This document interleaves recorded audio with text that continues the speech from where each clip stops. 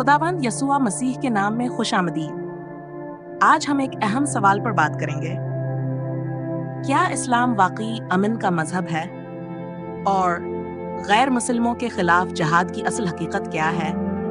ये सवाल आज की दुनिया में इंतहाई अहमियत रखता है, क्योंकि कई लोग इस्लाम को अमन का मजहब कहते हैं, जबकि तारीख में हमें इसके बरअक्स शवाहिद भी मिलते हैं। आइए बाइबल और इस्लामी तालीमात का मुवाजना करते हैं। गैर मुसलमों के साथ सलूक, बाइबल और इस्लाम में फ़र्क।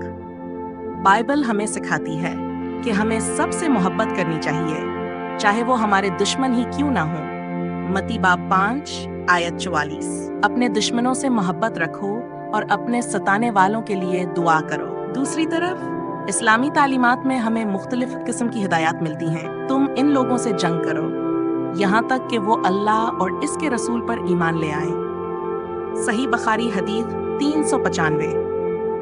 यहाँ एक वाज़ेह फ़र्क नजर आता है। मसीहियत मोहब्बत और दुआ की तालीम देती है, जबकि इस्लामी किताब में हमें गैर मुस्लिमों के खिलाफ जंग के अहकामात मिलते हैं। क्या इस्लाम वाकई अमन का मजहब है? बहुत से लोग कहते हैं कि इस्लाम अमन का मजहब है, लेकिन हमें इस्लामी तारीखी हवाला जात का भी जायजा लेना होगा। इस्लामी तारीख में कई जंगें ऐसी हैं जिनमें गैर मुस्लिमों को सिर्फ इसलिए निशाना बनाया गया क्योंकि वो इस्लाम कबूल नहीं करते थे। लेकिन मसीह ने क्या सिखाया? अगर कोई तुम्हारे दाहिने गाल पर तमांचा मारे तो दूसरा भी उसकी तरफ फेर दो।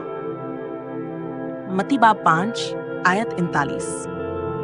ये तालीम एक हकीकी अमन का पैगाम है, जिसमें तशद्दुद के बजाय सब्र और मोहब्बत को फरोग दिया गया है।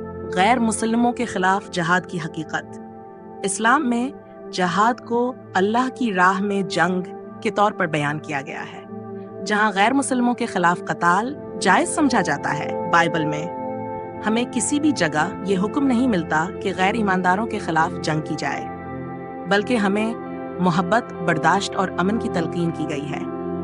नतीजा ये निकलता है कि बाइबल की रोशनी में देखा जाए तो हकीकी अमन सिर्फ यसुआ मसीह में है। यूहन्ना बाब 14 आयत 27। मैं तुम्हें इत्मीनान बख्शता हूँ, इस जैसा दुनिया देती है वैसा नहीं। अगर आप सच्चाई को मजीद जानना चाहते हैं तो बाइबल का मुताला करें और दुआ करें कि खुदा आपको हकीकी रोशनी दिखाए। आमीन। मजीद सवालात के लिए व्हाट्सएप नंबर पर राबिता करें। अगर आपको ये वीडियो पसंद आई है तो बराहकम इसे लाइक करें, शेयर करें और हमारे चैनल को सब्सक्राइब करें।